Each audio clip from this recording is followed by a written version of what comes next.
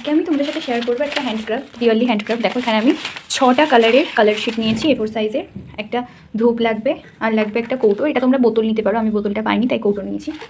আঠা লাগবে, স্ট্যাপলার, কাঁচি, সেলোটেপ আর লাইটার। তো চলো ক্রাফটটা বানানো যাক। প্রথমেই তোমাদের বলি ধূপটা কেন লাগবে। ধূপটা আমি জ্বালিয়ে নিচ্ছি। দেখো ধূপটা ধরে গেছে। এবার এই যে পিছনে একটা ফুটো করতে হবে, সেটা ধূপ ছাড়া যদি অন্য কিছু দিয়ে করি তাও হতো, কিন্তু একটু বেশি কষ্ট হতো। তাই জন্য প্লাস্টিক যেহেতু, ধূপ দিয়ে করলে তাড়াতাড়ি হয়ে যাবে, আর আগুনে তো ওটা গলেই যাবে। এইভাবে ধরে রাখবো, কারণ এটা কৌটো যেহেতু তাই একটু হতে সময় লাগবে। আর এই মাঝখানটা একটু মোটা মতো করে প্লাস্টিকটা থাকে, তাই একটু বেশি সময় লাগছে। দেখো এর পিছনে একটা বড় মতো হোল করে নিয়েছি। তোমরা যদি চাও তাহলে এই সাইডগুলোতেও করতে পারো, আমি মাঝখানটাতেই করছি। আমি অতটা খাটতে চাইছি না। এই সাইডগুলোতে করলে মানে এটা জিনিসটা এরকম থাকবে। তো এই ঝুলঝুলি মতো যেটা মানে নিচের যে ঝালুটগুলো আমরা দেবো সেগুলো নিচ দিয়ে থাকার জন্য আমি মাঝখানে একটা হোল করে নিয়েছি। তোমরা যদি চাও তাহলে এই সাইডগুলোতেও হোল করতে পারো। তো চলো এবার ভিডিওটা স্টার্ট করা যাক। আমি অরেঞ্জ রঙের পেপার শিটটা এর গোটা গাটাতে মেরে দেবো। তো সেইটার জন্য আমাদের এটার একটা মাপ নিতে হবে। বোতল হলে জিনিসটা একটু অন্যরকম হতো দেখতে, আর যেহেতু এটা কৌটো তাই জন্য জিনিসটা দেখতে একটু অন্যরকম হবে। দেখো এই একটা মাপ নিয়ে নিলাম, পেন দিয়ে জাস্ট একটা মাপ টেনে নিচ্ছি, মানে এতটা পর্যন্ত কৌটোটা থাকবে। আর এটা রাউন্ড করে কতটা শেপে হবে সেইটারও একটা মাপ নিয়ে নেব, মানে মোটামুটি আমাদের এই পর্যন্ত হলেই হবে উপরে পেপারটা। যে দুটো মাপ নিলাম, এবার এটাকে সমান ভাগে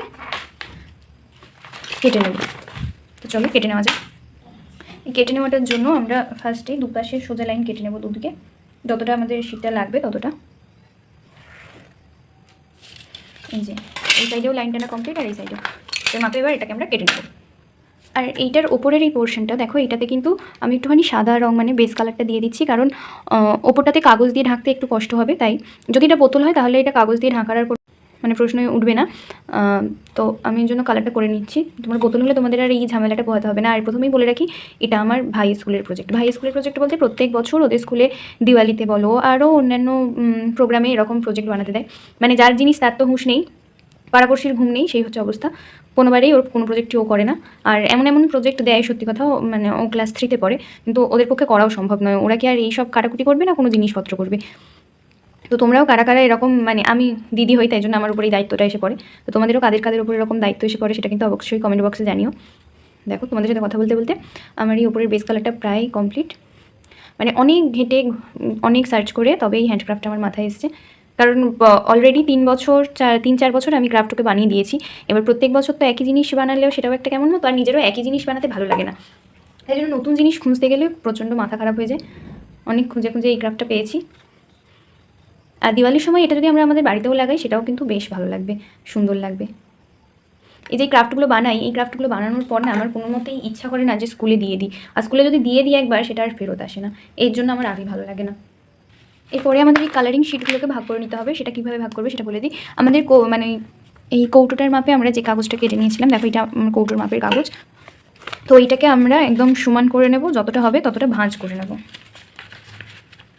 এইভাবে নিয়ে যতটা লাগবে কাগজটা ততটা একটা মানে দাগ করে নিলেও হয়।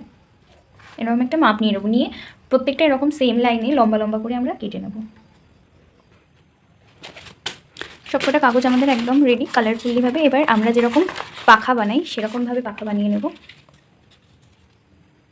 একটা পাখা অলরেডি আমরা বানিয়ে নিয়েছি, আর একটা বানাবো। দেখো তোমাদের প্রসেসটা একবার দেখিয়ে দিচ্ছি।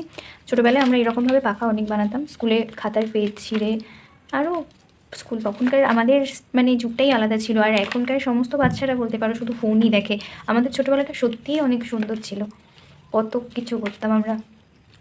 মানে বিকেল হলে বাড়িতে তো কোনো মতেই আমাকে খুঁজে পাওয়া যেত না, তোমরা কী করতে সেটা জানিও, কিন্তু বিকেল হলে আমাকে বাড়িতে কোনোদিনই খুঁজে পাওয়া যেত না। মানে আমি অপেক্ষা করতাম কখন 4টেটা বাজবে আর কখন আমি বাড়ি থেকে বেরিয়ে খেলতে যাব।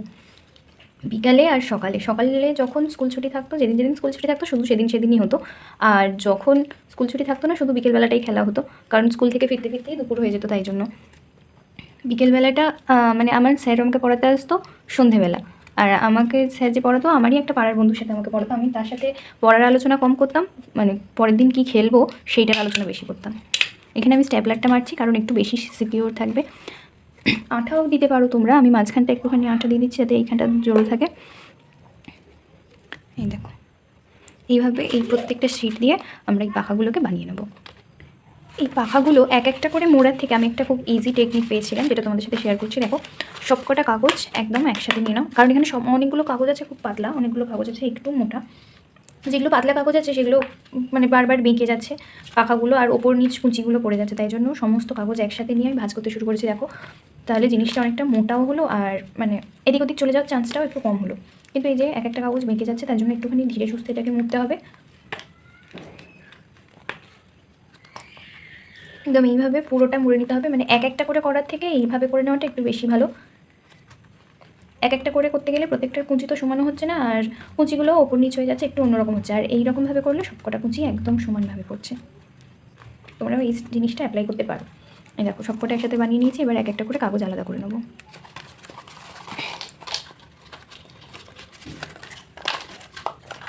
1 2 3 4 5, 5টা পাখা একসাথে রেডি হয়ে গেছে। এবার এটাকে মুড়ে নেব ভাঁজটা।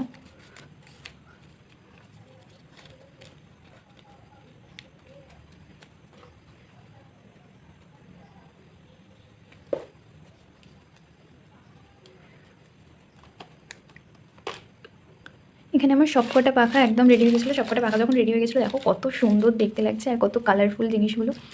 চলো এবার এইটার কালারটা শুকিয়ে গেছে, এবার এর উপর আমরা অরেঞ্জ কালার করে দেবো, কারণ এই পেপার শিটটার কালার যেহেতু অরেঞ্জ, তাই আমরা এটাকে অরেঞ্জ কালার করে নেবো। আমার কাছে অরেঞ্জ কালারটা ছিল না, তো আমি ইয়েলো কালার আর রেডের একটা শেড মিশিয়ে এই অরেঞ্জ কালারটা তৈরি করেছি।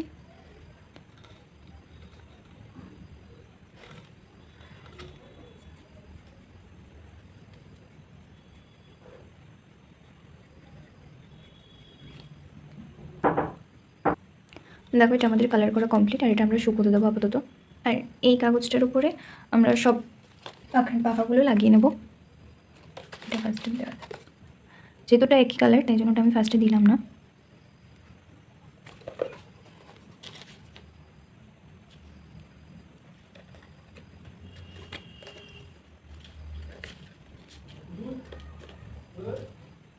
আর এখানে তোমাদের সাথে একটা জিনিস শেয়ার করে রাখি, দেখো এই যে এই পাখনাটা এতটা খোলা আছে, এইখানে প্রত্যেকটাতে একটা ড্রপ করে আঠা আমাদের দিতে হবে, কারণ বসানোর সময় এটা খুলে যাচ্ছে, তাই প্রত্যেকটা ভাঁজে একটা ড্রপ অন্তত আঠা আমাদের দিয়ে এটাকে সিকিওর করতে হবে। তারপরে এটাকে আমাদের কালারফুলি পুরোটা এইভাবে বসিয়ে দিতে হবে।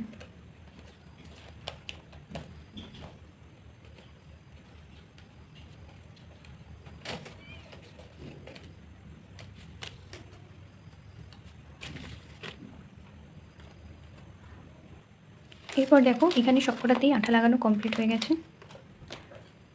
হয়ে যাওয়ার পর এই সাইডটাতে আটা কম পড়েছিল একটু,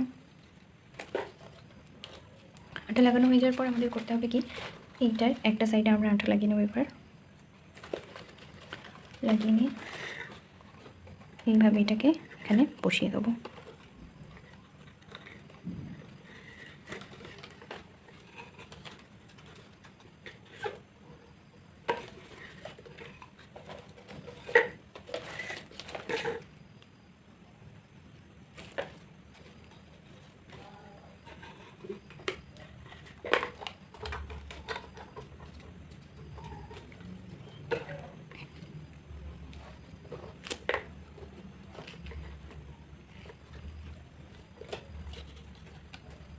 যেগুলো যেখানে একটু একটু আঠা কম হয়েছিল সেইখানগুলোতে ভালো করে আঠা দিয়ে দেবো। এরপরে আমাদের এই সাইডগুলোতে যে কটা বসাতে বাকি ছিল সে কটা কালারফুলি বসিয়ে দিচ্ছি।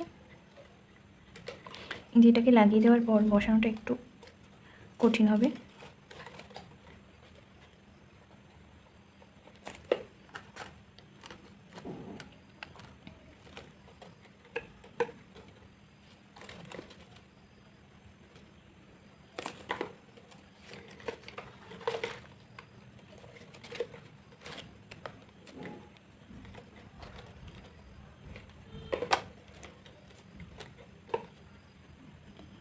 এরপর আমাদের নেক্সট স্টেপ, আমি এখানে একটা সুতোর ঝুড়িমুড়ি মতো বানিয়েছি, এটা বানানো খুব ইজি। আর এটা একটু ভারী হওয়ার জন্য এখানে প্রতিটার বলটা দিয়েছি।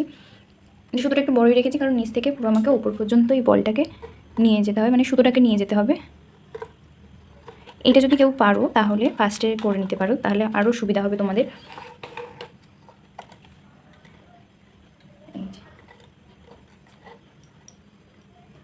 আমরা দু সাইডের হ্যান্ডেলটা বানানোর জন্য ফার্স্টে একটা দড়ি নেব আর তার এক সাইডে নট এই গিঁট মেরে নেব। মেরে নেওয়ার পর এটার এক সাইডটা আমি একটু কেটে নেব, এই সাইড।